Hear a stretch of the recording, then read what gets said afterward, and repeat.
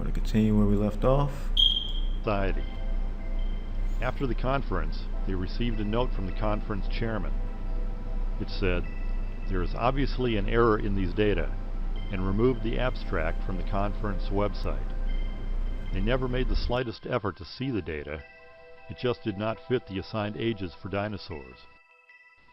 When they found out about data that was not what they wanted to hear, these so-called scientists moved quickly and decisively to make the test results go away because anomalies are heresy that must be suppressed. This shameful attitude is common among leaders of modern science, yet the news media trusts them completely. So the only way you can find out about it is here on the internet.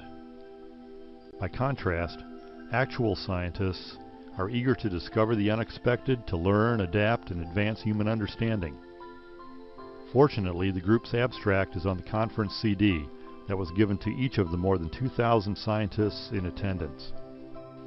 Accelerator mass spectrometry is a technique to measure isotopes that has dramatically improved the ability to detect tiny amounts of radiocarbon in samples.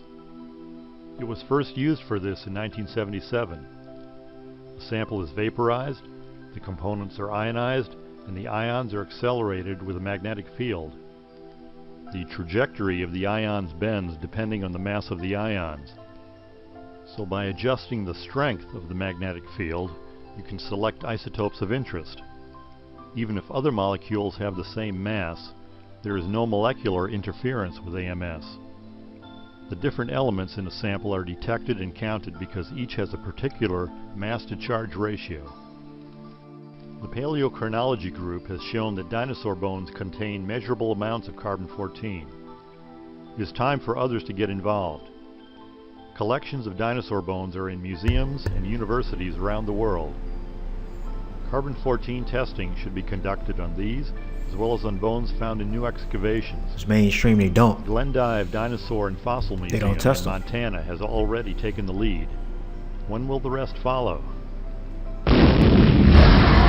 Alright, that was it on that. So we got the point. Alright, we got the point.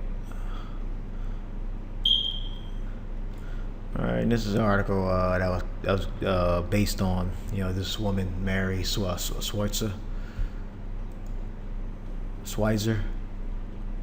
She's the one that found the tissue, which was supposed to be fossilized if these bones were 65 million years old, 68 million years old.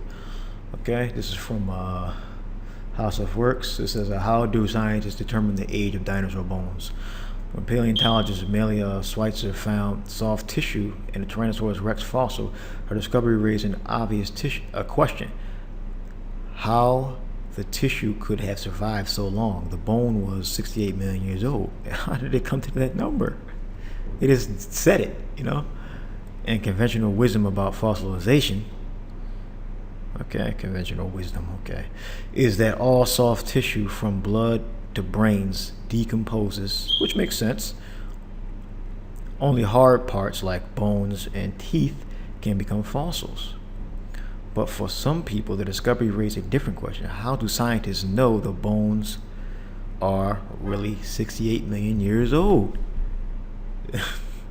They don't. They just guess. They just say it. They get together, they have council, and they came up with a number. And a perfect scripture. That first one that came to my mind, Psalm 64:6. They search out iniquities, meaning wickedness. Part of their power is lying to the people. That makes them have the knowledge that they have to be more precious, right? By lying to the masses of the people. And the nations, Russia, China, all the so-called first world nations, they are in agreement with each other, on certain lies, but then they're against each other on other fronts, Psalm 64:6. They search out iniquities. They accomplish a diligent search, both the inward thought of every one of them, and their heart is deep. All right, so I looked up search. It's kapash. I believe that's the word I looked up.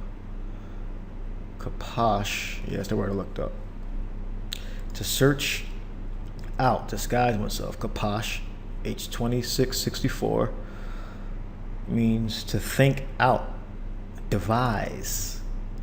68 million years, 65 million years. Plan or invent a complex procedure or system. That's carbon-14 dating.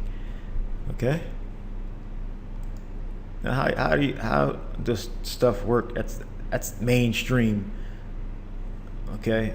Mainstream writers, scientists, engineers, they get together and they write these articles, or they interview scientists and engineers and write these articles, and they ask a question because they found this tissue that was supposed to be fossilized 68 million years. You know, how do scientists know bones are really 68 million years old? They don't know. They do not know. All right. And that's basically, you can read the whole thing. That's basically the point. They don't know, and it goes into they don't know how old these bones are, the mass spectrometer, which was talked about in the video, and they're not getting 65 million years, 68 million years. Okay, they're getting 24 million, 38 million. It's like 24,000, 38,000, which the Earth is not that old either. So the organisms on Earth couldn't be that big. It's like it couldn't be that old. All right.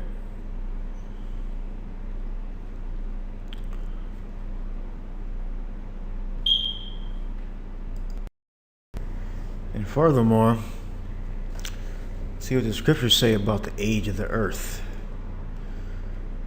This is Ezra's second chapter, second book, 14 and 11th verse.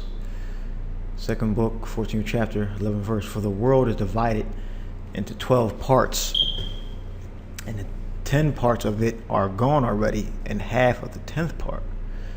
All right, so we're really in between the 13,000, 14,000 era, because let me see, Ezra.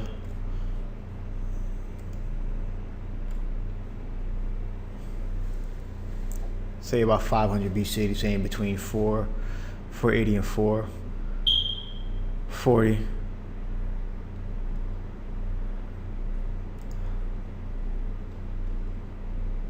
So 24,000 is not even in there. All right, 65 million, 68 million is not even in there.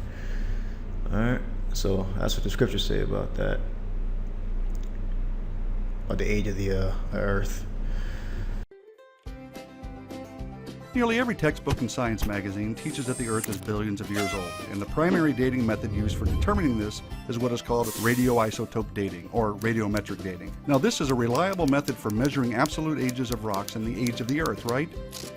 First off, many scientists now regard the age of the Earth to be between 4.55 and 4.6 billion years old.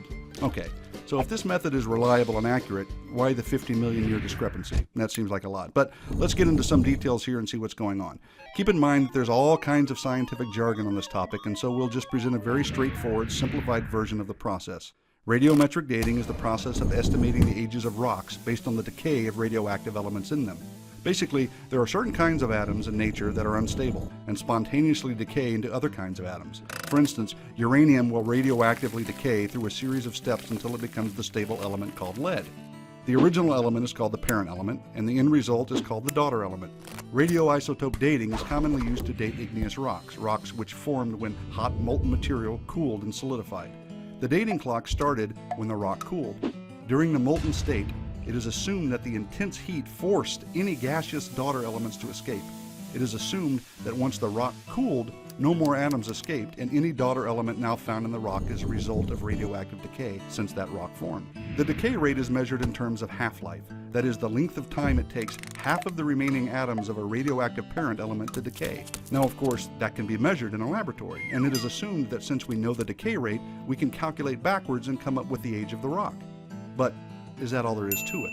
Here's where it gets tricky. It's true we can measure a decay rate using observational science, But there's another kind of science that is required to accurately calculate dates for rocks, and that is what we call historical science. Historical science deals with the things in the past, and therefore it cannot be repeated and tested. Dating methods require both types of science, because in order to get accurate rock dates, one would have to accurately know both the decay rate and the initial conditions of the rock sample, right? Since radioisotope dating uses both types of science, we can't directly measure the ages of rocks. There are assumptions involved. For instance, how do we know what the initial conditions were in the rock sample? How do we know the amounts of parent or daughter elements now in that sample haven't been altered by other processes in the past? How does someone know the decay rate has remained constant since the rock formed? The answer is they don't. Let's simplify here and talk about a typical hourglass. Let's say you walk into a room and you see an hourglass with sand at the top and sand at the bottom, and some sand sprinkling from the top chamber to the bottom. Well, observational science would allow us to see and measure the sand, and then calculate how long the hourglass has been running, right? We could make our sand measurements and then calculate when the hourglass was turned over, right? Well, those calculations could be wrong, because we may have failed to consider some major assumptions, like, was there any sand at the bottom when the hourglass was turned over? Has any sand been added or taken out of the hourglass? Has the sand always been falling at a constant rate? Since we did not observe the initial conditions when the hourglass started, and we haven't been watching the sand all the time since then, we must make assumptions. All three of those assumptions can affect our time calculations. Now, of course, there's more to understanding all of this, but enough said.